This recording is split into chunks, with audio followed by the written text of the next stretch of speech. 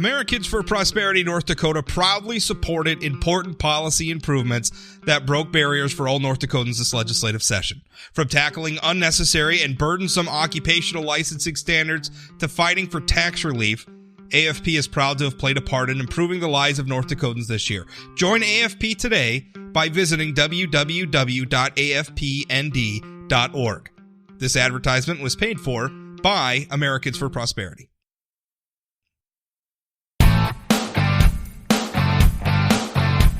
Welcome to the Plain Talk Podcast. I'm your host, Rob Port. On today's show, Senator Kevin Cramer taking your questions. Remember, he's on pretty much every week. You can email your questions in whenever you want, and I'll ask him the next time he's on. You can send those into rob@sayanythingblog.com. I also put up threads on social media, so if you're following me on Twitter, you're following me on Facebook, you're following Say Anything Blog on those platforms, you can, I'll put up a thread, and you can basically just post your question in the comments, or, again, if you don't want your name associated with your question publicly, just send it to me in an email, and I'm happy to ask the senator when he's on. We have lots of questions for him this week. We had a lengthy interview with him, but before we get to that, I want to talk a little bit about something that seems like a little bit of inside baseball, but I think it's important for the general public to be aware of it. Now, Democrats like to play the identity politics game.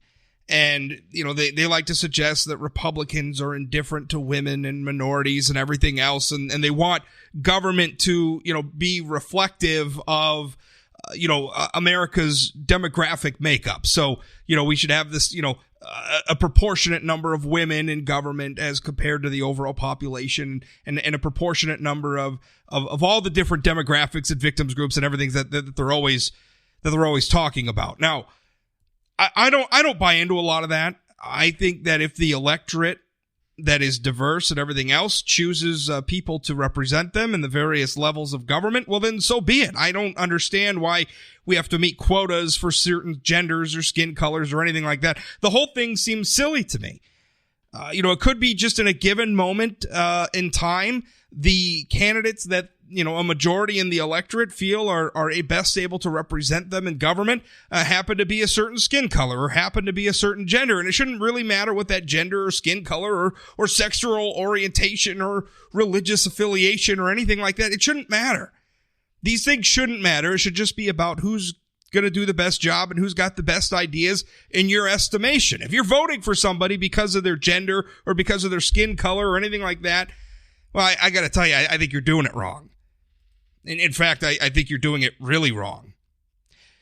But this brings me to the selection of leadership for our state legislature's interim committees here in North Dakota. Now, what happens is there's an interim committee. It's called Legislative Management. This is essentially a sort of mini legislature that meets between the main legislative sessions, and they, go about the legislature's business in the interim when the full legislature is not meeting. Because remember, in North Dakota, the full legislature only meets every other year for a constitutionally constrained 80 days. So what happens is legislative management, they go out and they have interim committees, right? They have an education committee, and they have a judiciary committee, and they have a taxation. I mean, they have all these different committees that handle different areas of public policy in the interim. Now, Democrats like to play a game. Every time we come into the interim, they like to play a game where they whine about committee assignments, because despite being the minority party, in fact, despite being the super minority party, remember, this is a political party that holds not a single statewide elected office in the state of North Dakota, and caucus is so small in the House and Senate, they can meet in a phone booth. Maybe some of you listeners don't know what a phone booth is. Maybe I'm showing my age a little bit, but let's just say that the caucuses are small. Well, they like to complain because they think that they should get committee chairmanships, even despite the fact that North Dakota voters have chosen Republicans overwhelmingly to represent them. I'm not saying that to be partisan. I'm just saying that's a simple fact of the matter. I don't understand why in the federal Congress, the minority party doesn't get to chair any committees. In the federal Congress, the majority party controls the chairmanships of all the committees, and the minority party is just out of luck. Now, in North Dakota, it's custom. It's not like a rule or anything, but it's custom to give some committee assignments to the minority party. But suffice it to say that the minority party doesn't necessarily get to just pick what they want. The minority party kind of has to take what's offered. Now, what happened is House Majority Leader Chet Pollard who is also the chairman of legislative management for the interim. He's essentially the decider when it comes to who's going to chair which interim committee. Now, a couple of Democratic women, notably Senator Erin Oban, a Democrat from Bismarck, and Senator Carla Rose Hansen, a Democrat from Fargo, wanted chairmanships of the Education and Judiciary committees. Now, I don't need to tell you that these are very powerful committees. The Education Committee presides over education, which is, well, not only is it a hugely important area of public policy, it's also a huge part of North Dakota's state budget. The Judiciary Committee also handles all sorts of public policies. Criminal justice policies, gun control policies go through this committee. These are very powerful committee chairmanships. Now, Representative Pollard told these women, no, they can't have those. They can have chairmanships if they'd like to chair other committees, but they can't chair those committees because, well, that's just not how it is. No, what happened is Representative Carla Rose Hansen, she went on social media and she posted a tweet. And I'm going to quote it here from you. She said, I quote, "You can see the North Dakota Legislature's 2019-2020 interim committee members and leaders here. Unfortunately, out of 27 committees, only one chair is a woman and only one chair is a Democrat." And then she puts a little frowny face. There could have been another woman and another Democrat chairing a committee if Representative Hansen had chosen to chair a committee that was available to her. Instead, she decided to be the vice chair on the Judiciary Committee. She essentially bypassed a chairmanship of what admittedly is probably a less important, less powerful committee in order to be second seat on a more powerful committee. Now, I understand the calculation. I don't begrudge her that. That seems pretty savvy to me. But don't complain that there aren't enough women chairs of committees when you, a Democratic woman, passed up an opportunity to be a committee chair. Now, the same is true with Senator Erin Oban. And I actually talked with Representative Pollard about this. And he told me that Senator Oban requested chairmanship of the Education Committee by way of Senate Minority Leader Joan Heckerman. Pollard said that was a no, but that she could chair another committee, and Oban declined. This is what Pollard told me. He said, I quote, "If she could not chair education, she would not chair any other committee." Now, Oban's going to be vice chair of the Education Committee. And again, I understand the calculation. The Education Committee is a very powerful committee. Senator Oban, in her day job, is a teacher. This is obviously an area of public policy that interests her in particular. And so she wanted to be vice chair on that committee as opposed to chair on another committee. Okay, fine. I get that. I get the calculation. But then Democrats are out, playing the identity politics game, saying, oh, look at these Republicans. They don't want to appoint Democrats. They don't want to appoint women. Here's a tweet posted by Kylie Overson, a former state lawmaker, unsuccessful candidate for the insurance commissioner last year, now currently chair of her political party once again. She had stepped down the chairmanship during the election cycle last year, but her party has made her chair again. This is what she posted on Twitter. I quote, "Great info on the legislative session from Representative Carla Rose Hansen. How I wish more legislators would communicate with their constituents.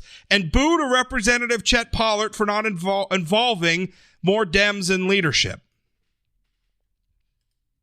Now again, Representative Pollard absolutely would have introduced more Democrats to leadership if they'd wanted them, but they made the decision not to. They passed up the opportunity to sit on those other committees in favor of being second seat on more powerful committees. And again, I get the calculation, but it's the Democrats' own fault that they aren't getting higher ranking committee assignments. That's their fault. And now they're trying to create this false perception, this, dare I say, fake news for the public. And it's dishonest and it's unfortunate. And also, if Democrats want to control more committees, like if they want to have more leverage to get their people on more powerful committees and control more of these committees, they should try winning more elections. Because at some point, the will of the people is the will that speaks the loudest here. And the will of the people in the state of North Dakota has given Republicans a supermajority. I think we forget that sometimes, right? I think Democrats are so busy thinking that they're right, even though they lose election after election after election in North Dakota. They're so busy, they don't stop and think, hey, the voters have spoken. And for the most part, they didn't speak in favor of us. My interview with Senator Kevin Cramer up next. This episode of the Plain Talk Podcast is brought to you by Energy of North Dakota. Oil and natural gas from North Dakota strengthens all of America. And through our abundance of talents, innovations, and technologies, energy responsibly produced here translates to worldwide economic stability. With producers and our communities working together, we're securing a sustainable future that generation after generation can build on. It's all happening right now with Energy of North Dakota. Learn more at energyofnorthdakota.com.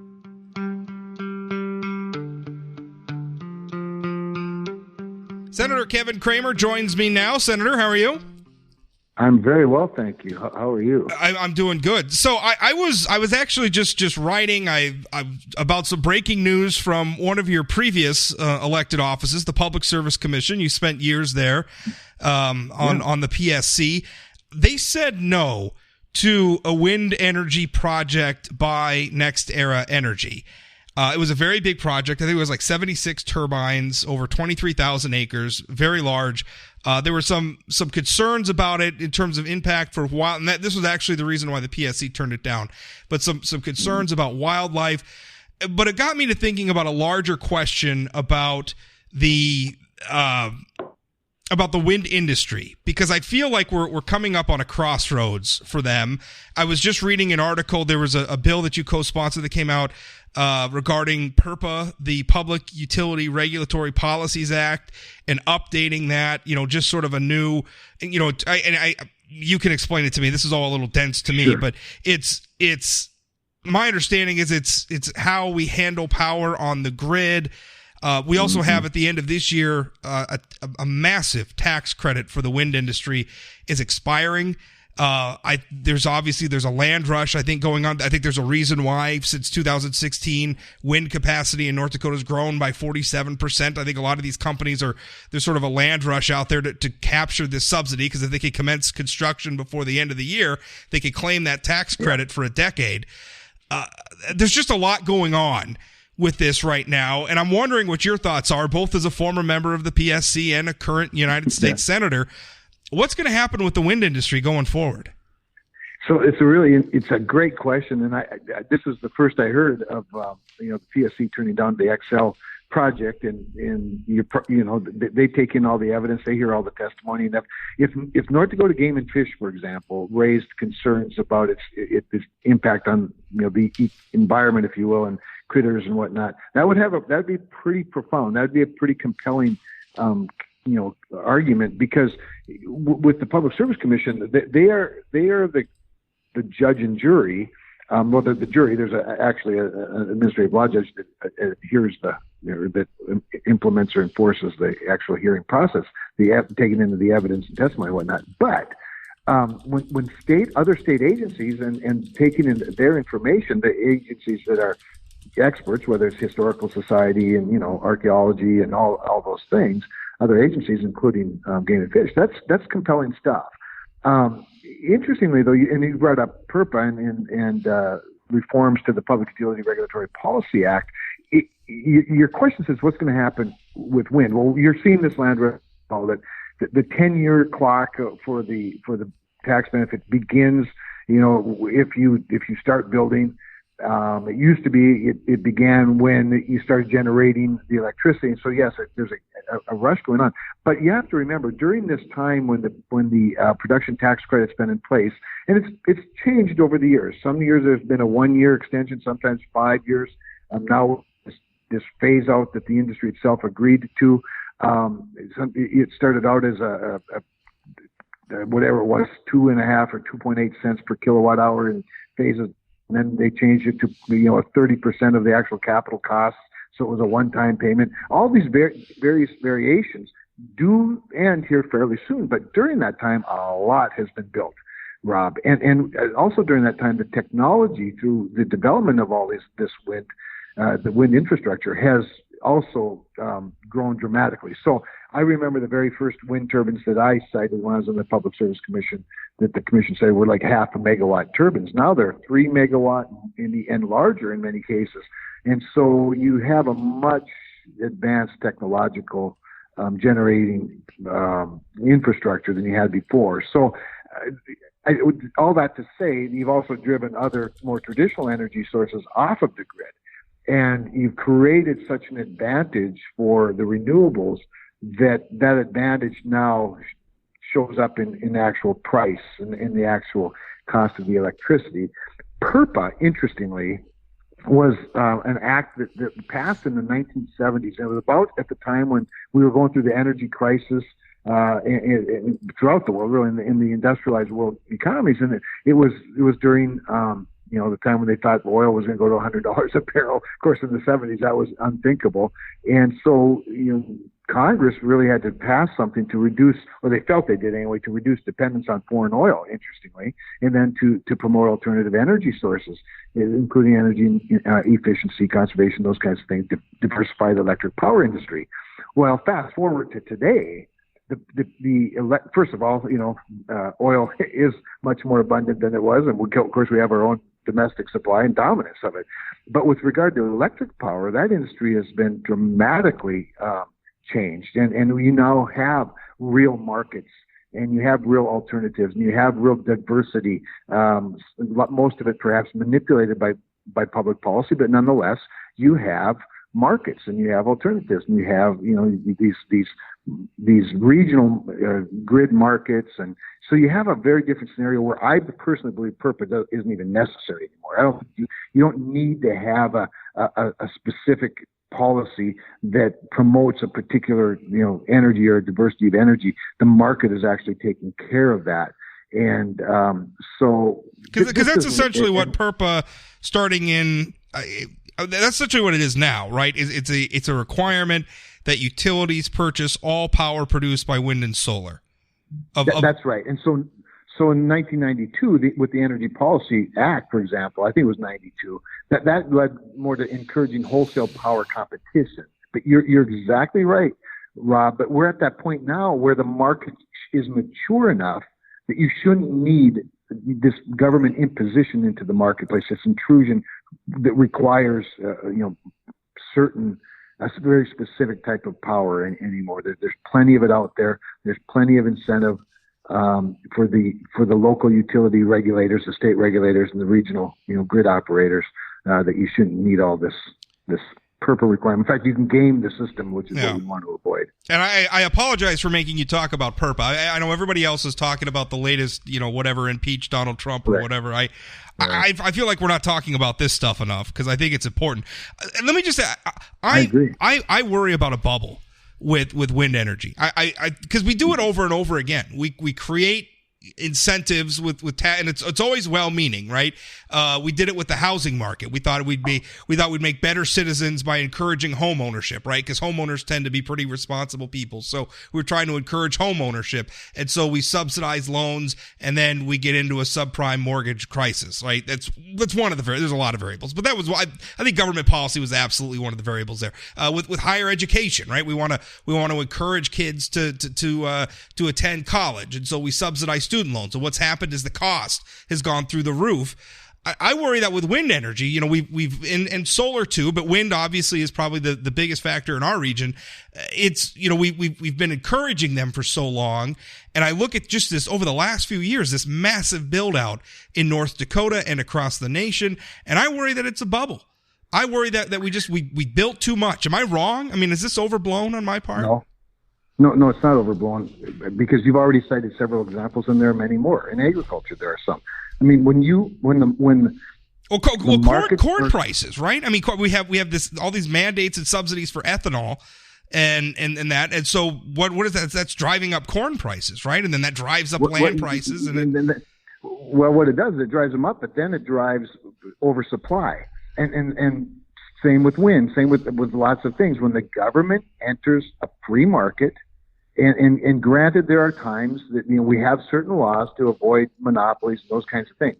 But when the government imposes itself into a market, it distorts that market. That's why, frankly, if you want to bring it right home to right now, this is why the trade aid package that the president has put out now for the second year in a row, while we all feel an obligation to help the farmers get through this rough patch that's created not by market forces, but by government intervention in the first place, and particularly trying to do trade deals with managed economies like China. there's some obligation for the government to help them through that rough patch. But even getting through a rough patch a single season, when you're putting out support for particular crops at a particular level, you are distorting a market. And when you distort a market, there's a tendency to grow for that, for the moment, which can lead to long-term, oftentimes, perverse incentives, frankly. So, no, you are not. You're right to be concerned. You're right to presume that you could get to a bubble with wind. There was an interesting story, Robin. If I don't have the time to look it up right now, but I'll try to find it and maybe get it to you. It might have been a Wall Street Journal, or I think maybe it was Forbes, just in the last week or so, on the potential for blackouts and brownouts in northeastern part of the United States, because through the manipulation of mandates and renewable fuel standards and things like that, along with the not in my backyard mentality of New York and other places that won't allow natural gas to get to New England. They've been closing coal plants, they've been closing nuclear plants, and they're stuck with renewables that are intermittent. And the prediction, and this is not by some conservative think tank. This was a real middle of the road, if not even a liberal organization. And they're concluding that, at the current rate, they're going to have serious power shortages in northeastern part of the United States as a result of all of this. So, yeah, somebody needs to have both feet on the ground, firmly planted, and add up value. And by the way, speaking of government manipulation, as long as we're on this topic, the president has taken some criticism over the last couple of years for trying to protect base load electricity, i.e. coal, for there to be an appropriate value associated with having a 24-hour, 7-day-a-week supply of a fuel, whether it's nuclear or coal, and that needs to be valued in the marketplace because it no longer is, given that the market's been distorted by government intervention. So what does that require? Oftentimes it requires another government intervention because, and who wins then is certainly not the taxpayer and certainly not the consumer. Well, it doesn't make sense because essentially what we're wind and solar, they have sort of most favored political status, other like coal, and then even like nuclear and even natural gas in some respects, although it's not quite as disfavored as coal, but natural gas too. Not yet. Everybody expects these, everybody wants, when it's 30 below outside for the lights to come on and the heater to run and everything. So we're essentially putting the coal industry in the position of saying, you guys need to be ready to provide all the power we want and need when the wind's not blowing or the sun's not shining or it's really cold out or whatever. You need to be available for that, but you got to take a back seat the rest of the time to these others that have favored political status. That makes absolutely no sense to me. And to me, it's a recipe for trouble. I hope I'm wrong. I think if wind could work, that would be wonderful. That would be great. I just think we're getting the cart in front of the horse. But yes, and even so, I love this discussion. I hope listeners will be enjoying this. But so let's take it even a step further. Don't question my. I know what the listeners want. I've been doing this for a long time, Kevin. You have smart people. That tune in. I know.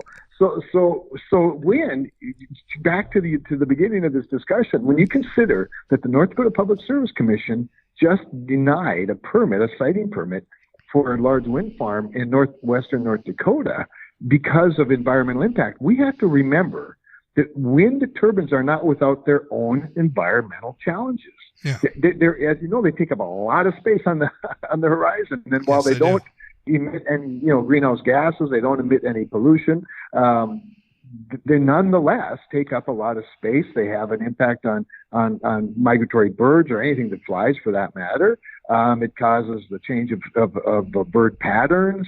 You can farm around them. That's one really nice thing about wind turbines. The GPS knows where they are and whatnot, and so you can farm around them or you can graze cattle and also around there's the private property rights thing too. I mean the building the wind farms, it's very lucrative for the folks that have them on their land, and that's great for them. That's wonderful. It is. I want that. I just want what's driving wind development to be an actual market, like an actual niche in the market for wind, not one that we've carved out because we're pursuing government subsidies or responding to a government stimulus in the market. Man, when we do that, we usually fall flat on our face. Let's stay on energy. I want to talk, you and the other members of our congressional delegation from North Dakota, Congressman Armstrong, Senator Hoeven, are talking to Transportation Secretary Elaine Chao, about this issue with Washington and their state law concerning oil by rail shipments. Can you tell us where we are with that?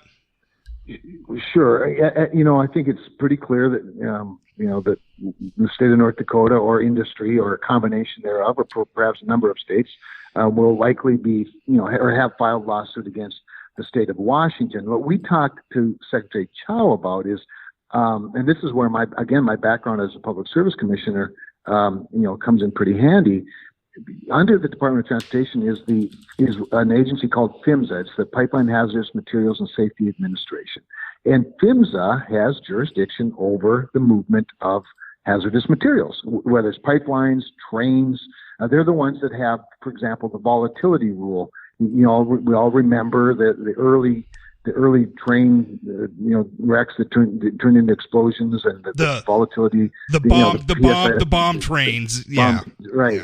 Yeah. But we also know that they created some rules. North Dakota created some rules. That the FAST Act, which was the highway bill of a few years ago, changed some rules relating to the type of rail cars that could carry the light sweet Bakken crude. And there hasn't been an incident in a very, very long time.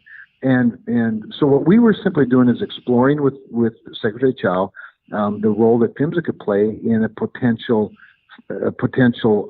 preemption, for example. Now that would be something that a state or a group of states could file for. PHMSA has done preemptions a lot in the past when interstate commerce is affected.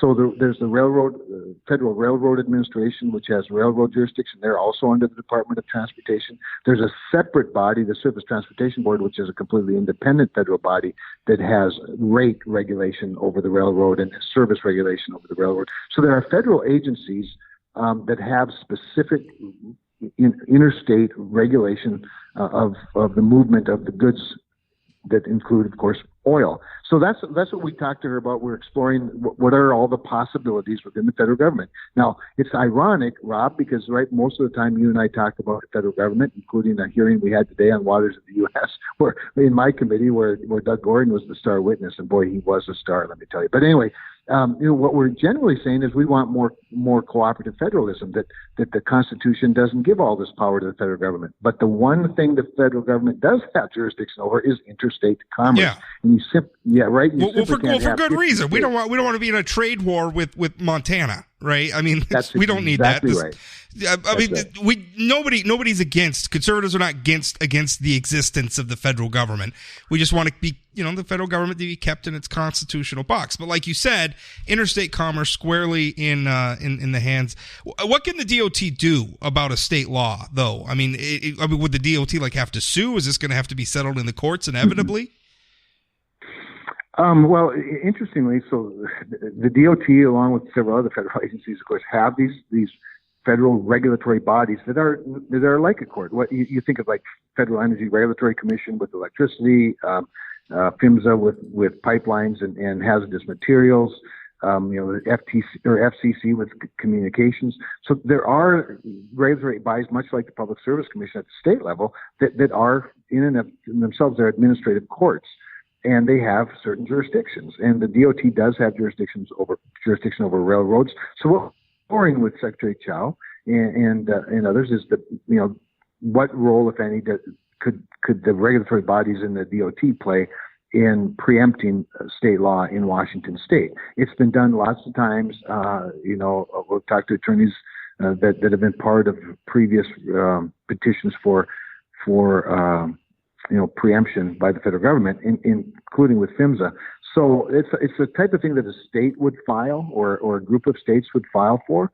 And, it's the usual rulemaking process with a comment period. Not so much a rulemaking, but a petition that is then open for public comment, and then a decision made by the Pipeline Hazardous Material Safety Administration's chief counsel, or, whatever it is, whoever the decision maker is. So it is in essence a court, a federal it's a federal decision. Now, that wouldn't settle it probably, because whatever the decision might be, it might then be, appealed to a federal court, somewhere, whether in North Dakota or Washington State. And, it may not necessarily be the end of it. But that's what we're just looking for every possible every possible avenue of relief. And who knows where it's going to end up. But I suspect that we'll be working on yeah, it's really this point, it's up to the state, up to the Attorney General, and to see what direction they might want to go. I want to get to listener questions now. Colton asks on Facebook, Senator Cramer, what is the federal government proactively doing to protect the 25-year-old and underpopulation actively working and paying in from a Social Security shortfall, less benefits percentage or none at all once they retire? Simply put, more funds being withdrawn than put in, especially with studies and data showing less and less children are being born in our country today than ever. I have never been very fond of the Social Security system, but I do fully understand its purpose. So this sounds like a younger guy who's a little worried, saying, hey, what about those of us? Is Social Security going to be there for us, or are we going to be paying more and getting less? Well, first of all, the questioner does a fantastic job of illustrating the problem. Fewer people paying in than money going out. For decades, there was more money going into Social Security than was going out. And even in the days when we claimed to have a balanced budget, during, as I like to call them, the Clinton Gingrich years, the reason the budget was able to be balanced was there was a balance, a surplus in Social Security Trust Fund. There's now a imbalance where there's less money in it. We're now taking money that goes out from that principle, and it will be insolvent in about I forget 2036. So we're coming right up on it. It's not, or maybe it's 2032. It's not very far away, Rob. So so this 25-year-old has nailed it exactly right. What will happen? Here's what will happen if nothing happens. So his question was, what are we doing proactively? Well, let's for a moment say nothing happens. Nobody wants to talk about Social Security. It's a political nightmare. I'm glad to talk about it. I'm glad to get this question, because more of us need to talk about it and get this question. But if nothing happens, what would happen is there'd be about a 23% shortfall of money going in compared to what's needed to go out. So that means that at the current rate going in, people that retire after the default rate or the insolvency date, they'll only get 77% of the benefits that they'd get today. So that's the reality if nothing happens. What I think ought to happen, and this is like heresy for conservatives sometimes, but if we want to be honest, it's if you're going to have expenses, you have to have revenue. And so you could do little things today that would have a big impact when this 25-year-old turns 65 or 70. And those little things are things like, I think we should either raise the cap or eliminate it, but certainly raise it and index it, the cap that is where Social Security is taken out of. Social Security taxes are taken out of. It's never been, I shouldn't say never. It doesn't get raised with inflation. It's at like I forget the number, $138,000 or something like that. Don't quote me exactly, but it's at that level. So if you're making $200,000 a year, you're only paying Social Security into Social Security, you and your employer, at the first $130-some thousand. If you raise that just a little bit and indexed it, you could generate a lot of revenue over those years and decades, and that would make a huge difference. The sooner we do it, the less dramatic the fix would have to be. I'm also an advocate of raising the age a little bit. Now it's already on a little trajectory to do that, but for the permanent, benefit, raising it by a month each year, starting 10 years from now for like 6 months, very minimal impact on people that probably going to want to keep working anyway. I know I do. So you have no impact on current beneficiaries or even beneficiaries over the next 5 or 10 years. But you'd better acknowledge that people are living longer, they're productive longer. We want people to live longer, be productive longer. So maybe they work a couple extra months than currently planned. I think those are two little things, Rob. Maybe a little bit of means testing would be okay, but But by and large, those would be two small things that I'm more than happy to talk about and put on the table and have the honest discussion. The problem is every time a politician talks like I just talked, somebody says he wants to raise taxes, he wants to cut benefits, elect me, I won't touch your Social Security, and that's just not a real. And we'll keep doing that until Social Security collapses. That's right. That'll be great. Question via Twitter asks what you believe the proper application and limits of executive privilege are. Okay, so I mean that's awfully broad. I know. Yeah. Yeah. Right. Yeah. So it's interesting that there's a couple of things I would say about that in a general sense. Just last Wednesday when I was presiding, or maybe it was Thursday, Wednesday when I was presiding over the Senate, Senator Mike Lee, who, for those of you that don't know, Mike is he's like a Scalia Jr. He's a really smart. In fact, he clerked for Alito on the Supreme Court. Mike is a smart lawyer, constitutional lawyer who just loves to talk about these kinds of things. He gave an incredible speech. In fact, I was looking it up today to go back and watch it on C-SPAN because I was sitting in the chamber watching it. And he was addressing an act that's known as the Unitary Executive Act. And what he was talking about, Rob, was he was talking about the independence, the incredible power that our Constitution gives a president, and the independence, this sort of funny notion of independent agencies and independent, judges and independent, all these people that are appointed by an elected president that the founders and the early leaders of our country probably didn't really intend for, because independence sort of implies that there's no one accountable. So with regard to executive privilege, I think it is pretty broad, frankly, and particularly when you are dealing with legal matters where you're talking to your lawyers and this idea now that lawyers should be subpoenaed.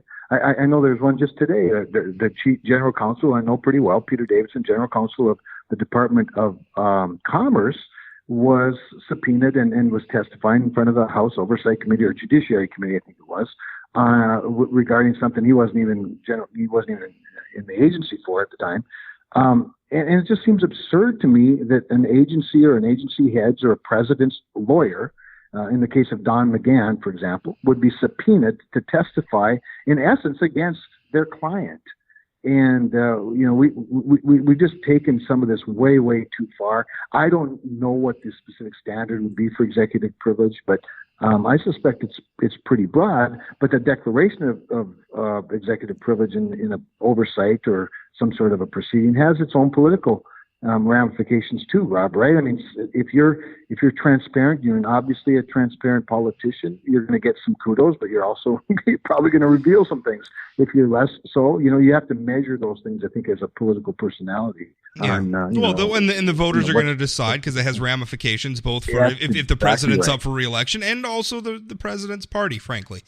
Let's keep. We're going to keep going. Nat from Twitter asks, do you think it's better to have a policy against indicting a sitting president and have the potential of criminal charges hovering for the remainder of the term, or just to pursue the charges if warranted while in office? Yeah, that's a good question, because I think, and I'm just going to think out loud, it's always dangerous. The question's a good one, because if you think about it, one of the reasons to not indict a sitting president is because it is such a distraction. Because the president has this heavy burden of running the country, leader of the free world, lots of decisions to be made and that are important to the country. And it's just like impeachment. It's why impeachment should not be discussed, much less entered into lightly, because the whole country, as well as the presidency itself, suffers from it. That's what this is there to protect against. But the writer makes a point that, but even if it's pending, it's still a distraction, but I guess I'd still rather see it not be pursued while the person's in office, unless it's just something that is that has a national security implications or something like that. There's probably some standard. Maybe there is one. I just don't know it off the top of my head. But I think we don't want to incent political opponents to pursue legal matters and the prosecutions without some very, very, very good cause. And I think at this point we're seeing that. Dave asks, can he get dicambra spray date moved to January 1st? I don't know. I hadn't thought about that. Yeah. Let's see. We're going to keep going. Kermit says, why did Senator Cramer come out against Trump's emergency declaration for the wall? Well, actually, I voted for his emergency declaration for the wall. I voted against the motion for disapproval, and I voted to sustain the veto. So I don't. Somebody know okay. Unless they're talking about, there were some recent stories on this last thing with the Mexican tariffs, where I was interviewed and I sort of reflected on what was happening in the room being the Republican senators lunching with some of the lawyers from the White House, where it was pretty clear that there's a lot of people opposed to those Mexican tariffs. I was not one of them. Interestingly, the Huffington Post got it right. They quoted me and then said that Cramer, who supports the tariffs. Some of the others left out that part about me supporting the tariffs. But the biggest news story was it was a front page Politico story where I expressed my frustration, my disappointment in so many of my colleagues, Senate colleagues, opposing the tariffs for Mexico because it undermined the president's leverage in doing his negotiating with Mexico. Mexico looks at Republicans in the Senate and thinks, hey, we could maybe sustain or override a veto, but we don't have to worry about him ever implementing this. Fortunately, he prevailed. But no, I was quite adamantly supportive of the move. What I didn't want to do is, what I find frustrating, Rob, is I just find it frustrating that a lot of Republicans in Congress immediately wilt, and then the president is left with less leverage and less influence over his negotiating partners than he would have if we were all united. But like I said, he prevailed anyway, even without that. But no, I was quite supportive, actually. Is Senator Cramer for or against the United States? The questioner says the USCOC, given Trump's recent comments. I'm assuming that means Chamber of Commerce. Oh, I see. Yeah. So I should. Am I for or against the Chamber of Commerce given Trump's recent comments? I'm trying to think. I know he's been attacked by the Chamber of Commerce for criticizing his tariff strategy, but what I would say is this. Now that the Chamber of Commerce is starting to get a little bit softer on renewable energy issues, climate change issues, the Chamber of Commerce has a very specific, although it's a broad, even though it's business, it's a pretty broad business community, a lot of diversity in it, and they generally take positions against tax increases of all types. And tariffs are a tax. They're a tax on business that ends up being passed on to consumers. I don't think anybody doubts that.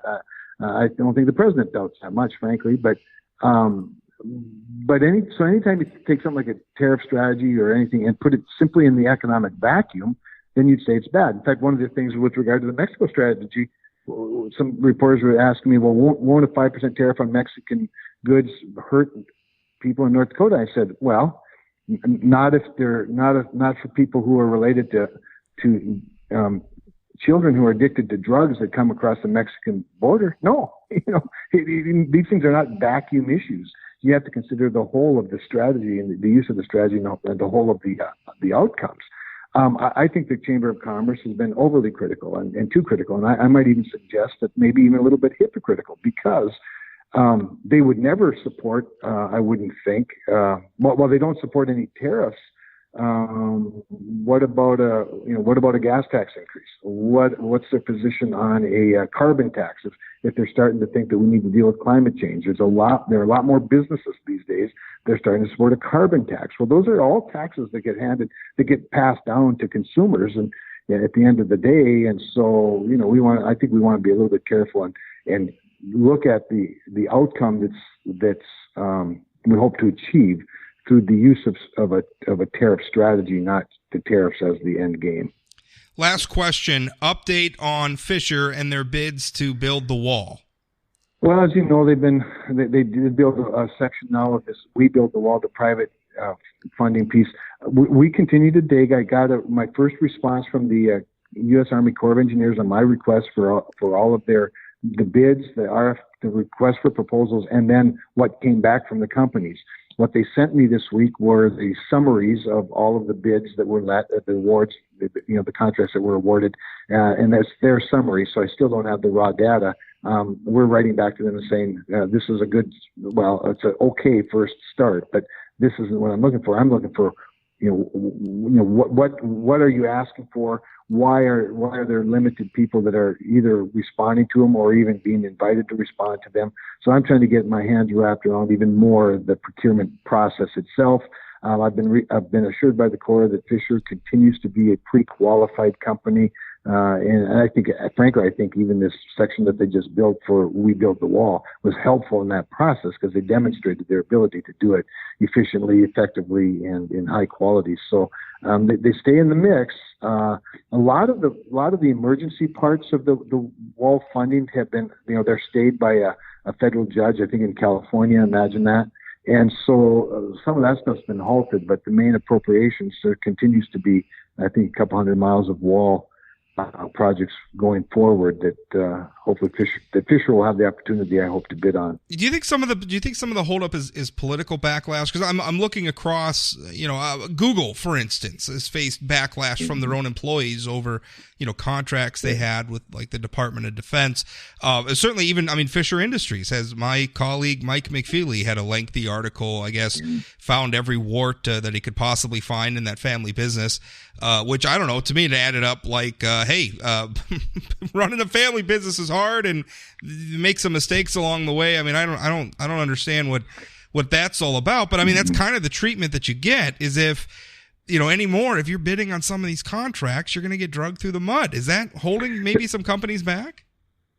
I don't. Yeah, it may very well be, Rob. I've even heard of companies that will probably offer a bid or a proposal, but they'll use it under a different name than their main name because they don't want to face the public backlash of being part of Trump's wall. Well, that's ridiculous as far as I'm concerned. Fisher is proud of their name as well as their work, and they're proud of what the president's doing, and they want to be part of it. So I think that's much more noble.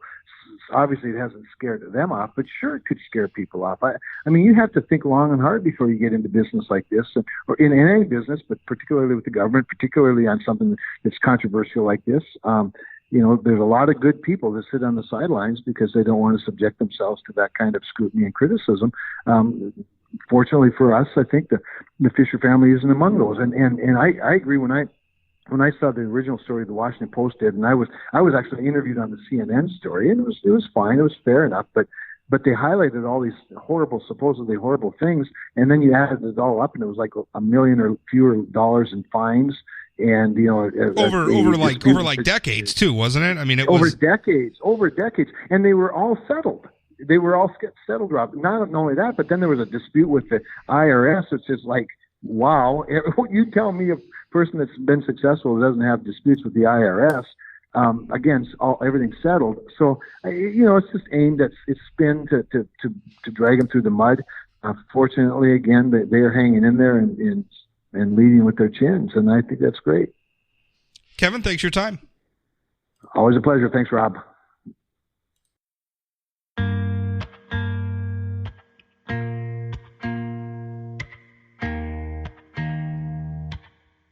That is it for today's Plain Talk Podcast. Remember, new episodes of the show come out Monday through Friday, most weekday mornings, right away in the morning. Although, remember, during the summer, it's just going to be my segment with Jay Thomas that airs on Mondays. And then, the other days of the week, I'll be producing new original podcasts for the feed. If you ever have any feedback, email me, rob@sayanythingblog.com. That includes questions for my regular guests, Senator Kevin Cramer, Congressman Kelly Armstrong. We've been getting more and more questions all the time, so I really appreciate that.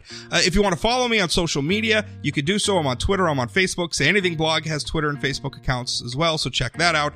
Also, if you're listening to this on a platform where you can rate or review the podcast, if you would leave an honest rating and or review of the podcast, I would appreciate it. Every new rating review, tweaks those algorithms and allows other people who might be interested in this podcast to find it. Thank you for everybody who's left reviews so far. I think there's only been like one or two negative ratings, and everything else has been really positive. So I'm taking that feedback. I assume you folks think I'm doing a good job, but if I'm not, I want to hear about it. But I appreciate everybody who's rated the podcast so far. Thanks for listening. We'll talk again.